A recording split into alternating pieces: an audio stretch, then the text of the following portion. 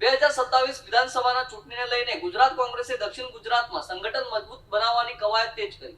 સુરતના ભટાર ખાતે યોજાયેલી પરામર્શ સભામાં કોંગ્રેસના દિગ્ગજ નેતાઓએ કાર્યકરોને એકજૂટ થઈ રાહુલ ગાંધીના વિઝનને સાકાર કરવા આહ્વાન કર્યું.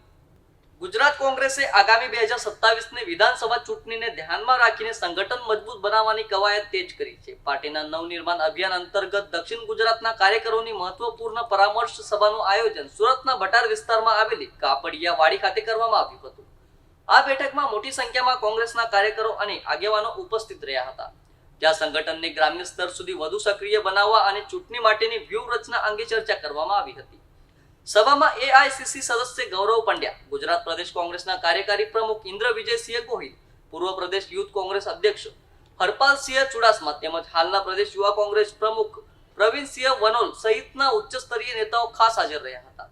નેતાઓએ કાર્યકરો સાથે સીધો સંવાદ કરીને આગામી ચૂંટણીમાં કોંગ્રેસને મજબૂત બનાવવા માટે સૂચનો અને માર્ગદર્શન આપ્યું હતું. સભાનો મુખ્ય એજન્ડો 2027ની વિધાનસભા ચૂંટણીમાં કોંગ્રેસની જીત માટેની શક્યતાઓ, સંગઠનની તૈયારી અને જનતા સુધી પાર્ટીની નીતિઓ પહોંચાડવા અંગે વિચાર વિમર્શ કરવાનો હતો. સાથે જ દક્ષિણ ગુજરાતમાં કોંગ્રેસને વધુ મજબૂત બનાવવા માટે કાર્યકરોને સક્રિય રીતે લોકો વચ્ચે જવા આહ્વાન કરવામાં આવ્યું હતું. કાર્યકરોને સંબોધતા નેતાઓએ રાહુલ ગાંધીના વિઝન અને કોંગ્રેસના વિચારોને જન સુધી પહોંચાડવાની અપીલ કરી હતી. રાહુલજીનું સ્વપ્ન 2027માં ગુજરાતમાં કોંગ્રેસની સરકાર બનાવવાનું છે અને તેને સાકાર કરવા માટે દરેક કાર્યકરે એકજૂટ થઈ મેદાનમાં ઉતરવું પડશે, એમ નેતાઓએ જણાવ્યું હતું. આ બાબત હાઈકમાન્ડના ધ્યાન ઉપર લાવીને એનું ચોક્કસ નિરાકરણ લાવી શકાશે. ભાઈ મકસૂદ મિર્જાને પણ હું છેલ્લા 25 વર્ષથી NSYના માધ્યમથી કાર્ય કરતા હતા ત્યારથી પરિચિત છું. જીવનના બહુમૂલ્ય વર્ષો પણ કોંગ્રેસ પાર્ટી માટે એમણે આપેલા છે. ત્યારે પરિવારની અંદર કોઈ પણ વિષય હોય તો એને ચર્ચા કરીને ચોક્કસ સોર્ટ આઉટ કરી શકાતો હોય છે. આ કોંગ્રેસ નવનિર્માણ અભિયાનની જરૂર શું પડી? સમગ્ર ગુજરાત રાજ્યની અંદર ભારતીય જનતા પાર્ટીના શાસનમાં શહેરી વિકાસ મંત્રાલય આજે સૂતું હોય એ પ્રકારની પરિસ્થિતિ છે.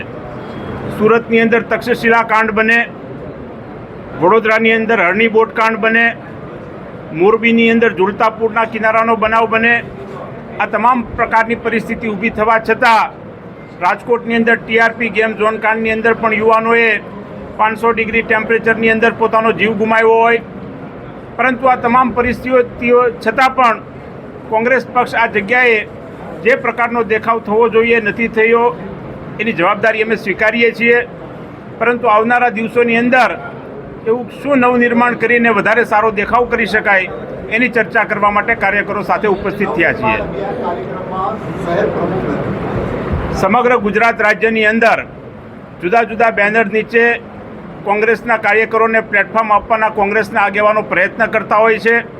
ક્યારેક કોઈ આગેવાન જનયોદ્ધાના માધ્યમથી કોંગ્રેસના કાર્યકરોને પ્લેટફોર્મ આપીને એમની વાત સાંભળવાનો પ્રયત્ન કરતા હોય છે.